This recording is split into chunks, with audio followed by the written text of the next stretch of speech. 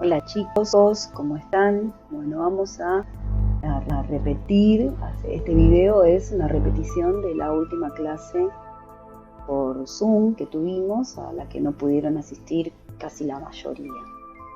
Bueno, el tema que vimos fue una introducción a lo que son los isómeros y la reunión fue con la intención de resolver el trabajo práctico, el último, con la introducción sobre este tema. Bien, lo primero que necesitamos saber para empezar a estudiar los isómeros es que existen varias maneras de escribir las fórmulas de los compuestos orgánicos. Una de esas son las conocidas con el nombre de fórmulas estructurales. Esas fórmulas estructurales pueden ser de dos tipos: las fórmulas estructurales desarrolladas o las fórmulas estructurales semidesarrolladas. Ahora vamos a ver un ejemplo de cada una de estas maneras de escribir la fórmula química de un compuesto.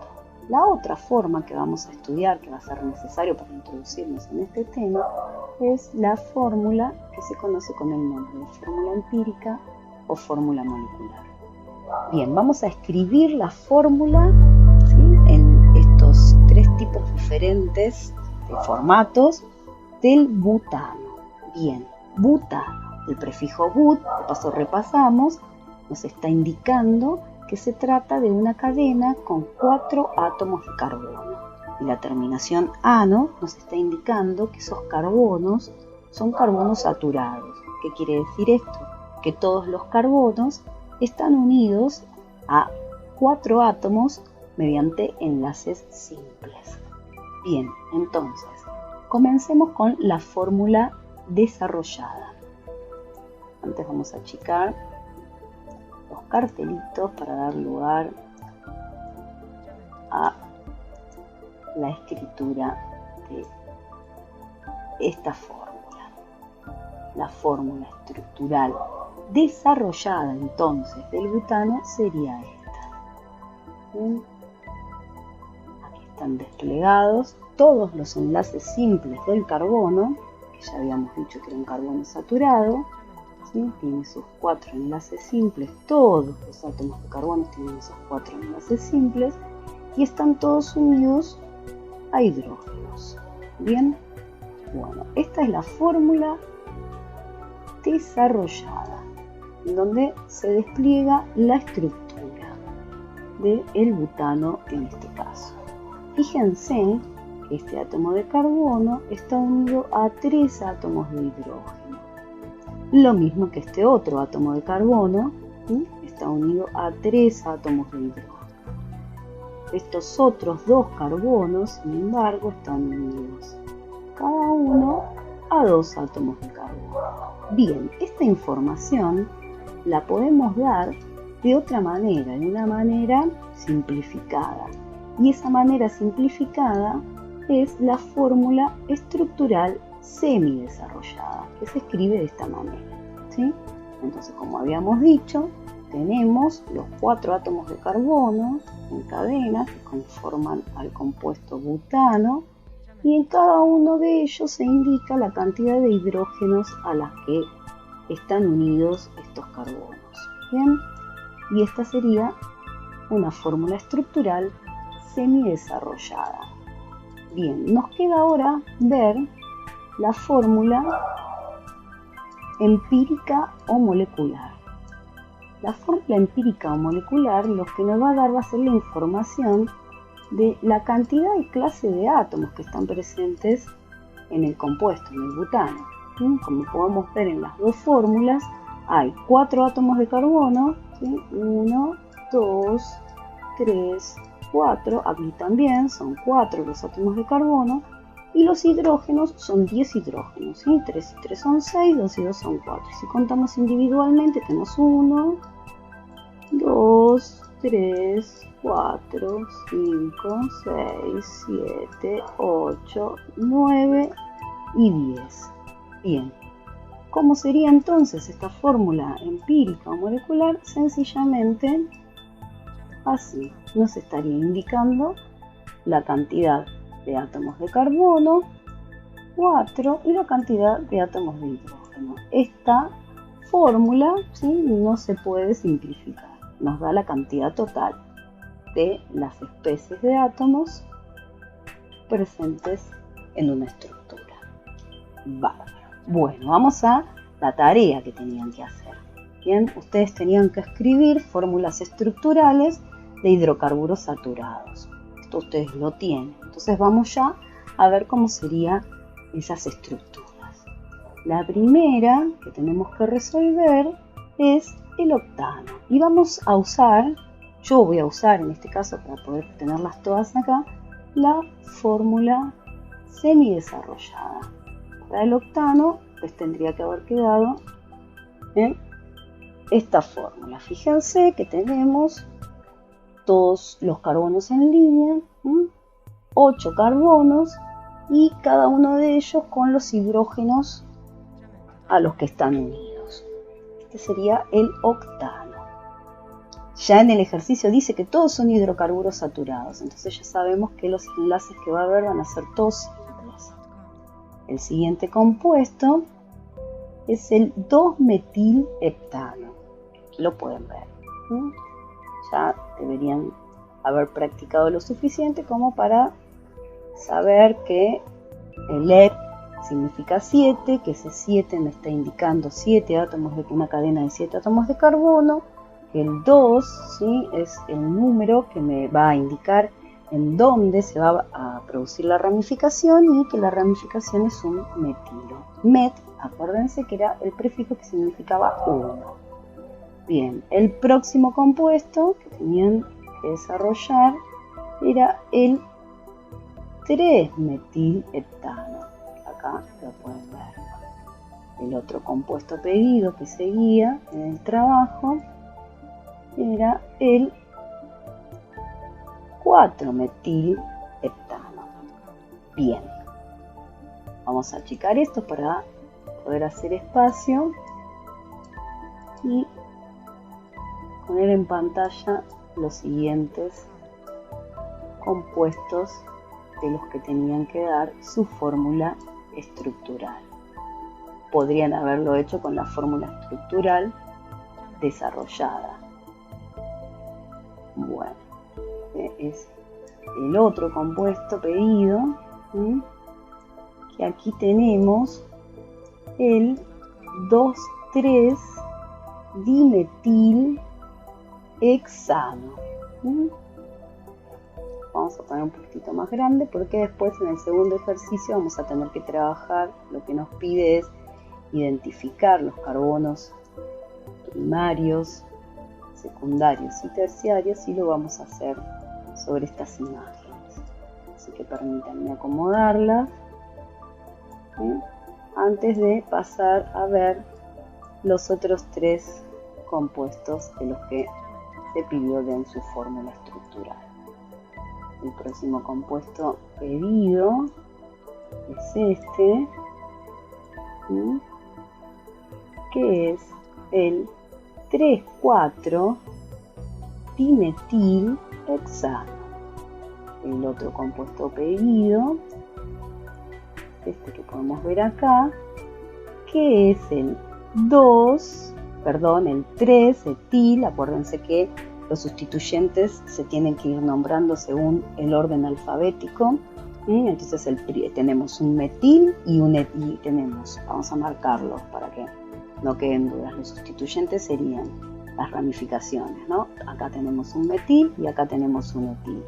El primero que tenemos que nombrar es el que alfabéticamente esté primero. Entonces es el etil el primero que tenemos que nombrar. Se encuentra, acuérdense también que cuando ponemos los números, cuando numeramos la cadena carbonada, tenemos que empezar a poner el localizador 1 en el carbono que esté más cerca de las ramificaciones. Por lo tanto, el carbono número 1 va a ser este. Este sería el carbono 1, el carbono 2, el carbono 3, el carbono 4 y el carbono 5. Tenemos la cadena pentano. Bien, la primera ramificación que nombramos es esta, que está en el carbono 3, por lo tanto vamos a decir 3-etil. 2-metilpentano. Bien, pasemos al último de los compuestos que tenían que escribir, que es el 2,2,3,3 tetrametilbutano. Bien, de nuevo. Acá el localizador puede estar tanto a la izquierda como a la derecha de la cadena porque es una molécula simétrica, ¿sí? Si este es el carbono 2, acá tenemos los 2 metilos, ¿sí? Y si este es el carbono 3, aquí tenemos los 2 metilos. Entonces esto sería 2, 2, 3, 3, tetra, que significa 4, tetrametilbutano. Bien.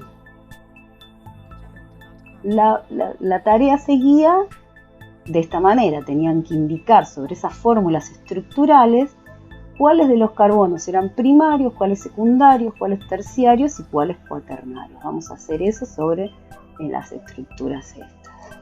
Bien. Vamos a marcar con distinto color. Vamos a empezar por los carbonos primarios y vamos a repasar qué es esto de los carbonos primarios.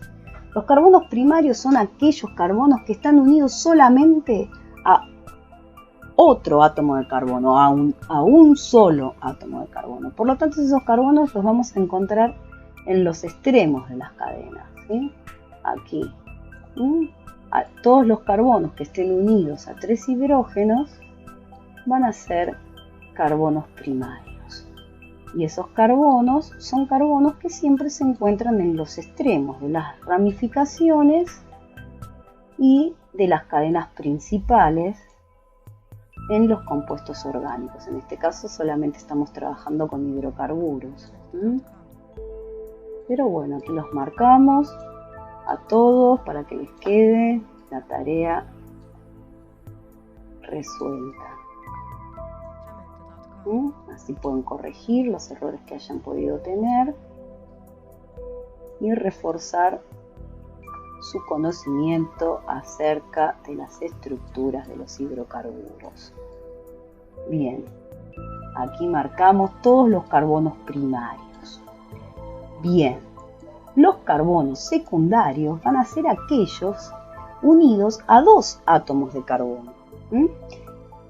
Van a estar no en los extremos, sino en el interior de la estructura. Y los vamos a reconocer fácil porque van a estar unidos a 2 átomos de carbono. Entonces, en todas las cadenas en donde veamos que el carbono está unido a 2 átomos de carbono, estamos frente a carbonos secundarios. Los marcamos todos también, con paciencia, para que no queden dudas de cuáles son estos carbonos secundarios. Bien, por ahora viene fácil la cosa. El próximo tipo de carbono que tenemos que marcar es el carbono terciario. Y los carbonos terciarios van a ser aquellos carbonos que van a estar unidos a 3 átomos de carbono. Por lo tanto, les va a quedar lugar para unirse con un átomo de hidrógeno. Acuérdense siempre que estamos hablando de hidrocarburos saturados, ¿sí?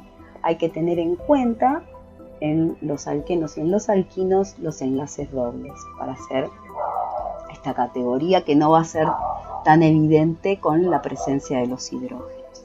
Bueno, los carbonos terciarios, en el caso de los hidrocarburos saturados, van a ser los que están unidos a 3 átomos de carbono y a 1 de hidrógeno. Y los estamos marcando con amarillo.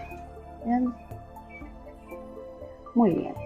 Y por último tenemos que marcar los carbonos cuaternarios. Los carbonos cuaternarios van a ser aquellos que van a estar unidos a 4 átomos de carbono. Y el único compuesto que presenta carbonos cuaternarios es el último. Podemos ver acá, lo marcamos en rojo. Y bueno, y ahí ya queda resuelta la tarea del punto número 2. Bien, el punto número 3. En el punto número 3 les pido que escriban la fórmula empírica, ¿no? La fórmula molecular de los hidrocarburos del punto 1. Para eso lo que tenemos que hacer es contar la cantidad de átomos de carbono presentes, totales en cada una de las estructuras y la cantidad total de hidrógenos. Y nos va a resultar que todos los compuestos que vimos tienen esta fórmula. En todos hay 8 átomos de carbono y 18 átomos de hidrógeno. Ese sería el punto 3. Después en el punto 4, justamente se pregunta qué puede observar en las fórmulas encontradas. Y bueno, lo que acabo de decir, que todas las fórmulas estructurales son diferentes, pero sin embargo, la fórmula empírica es igual en todos los casos. Bien, en el quinto punto se pidió que investiguen el significado de las palabras iso y meros. Si lo buscaron, van a haber encontrado que iso es un prefijo que procede del griego que significa igual, y que mero se puede usar tanto como prefijo como sufijo y que también proviene del griego y que significa porción, parte. Al combinar la palabra isómeros, nos está hablando, ¿sí?, de algo que es igual en sus partes. Bien, las partes de esos compuestos que estuvimos desarrollando son los carbonos y los hidrógenos, y todos tienen iguales partes. Bien, entonces los isómeros, y esto es la lección, esta fue la lección de la clase, los isómeros son moléculas o iones poliatómicos con fórmulas moleculares idénticas. Esto quiere decir que tienen el mismo número de átomos de cada elemento, pero las disposiciones en el espacio de esos átomos son diferentes. Bien, esos son los isómeros. Hay una gama enorme de isómeros. Nosotros en este nivel de educación, ¿no?, estamos solamente estudiando los isómeros estructurales. Isómeros estructurales también hay de 3 tipos: los isómeros de cadena, los isómeros de posición y los isómeros de función. En el cuadro está marcado posición con rojo, pero nosotros estamos estudiando, lo que vimos ahora fueron isómeros de cadena, ¿sí? Bien, este resto de categorías serán estudiadas más adelante o en años posteriores en su formación. Pero la isomería tiene mucha aplicación, es muy importante para la química. En el caso de los hidrocarburos saturados que nosotros vimos, la aplicación está dentro de algo que se conoce con el nombre de índice de octanos. El índice de octanos es una propiedad que se define en las naftas. Y lo que nos da es una medida de su capacidad antidetonante, la capacidad antidetonante de la nafta. Y esto es importante. Perdón, todavía no iba a esta diapositiva, me adelanté.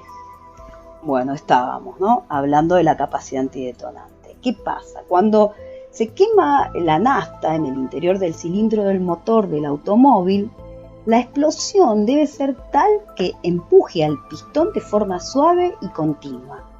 Porque si la combustión es demasiado rápida, se produce una detonación, que hace que el pistón reciba un golpe brusco y que se reduzca la eficiencia del motor. Entonces, las naftas que tienen un alto índice de octanos producen una combustión más suave y más efectiva. Bien, entonces, ¿cómo es que se calcula este índice de octanos? Bueno, esto se hace comparando el poder antidetonante de la nafta con una mezcla patrón, ¿sí? Y acá sí venía la notita que me adelante. Esa mezcla patrón está compuesta de 2 hidrocarburos, el heptano y el 2,2,4-trimetilpentano.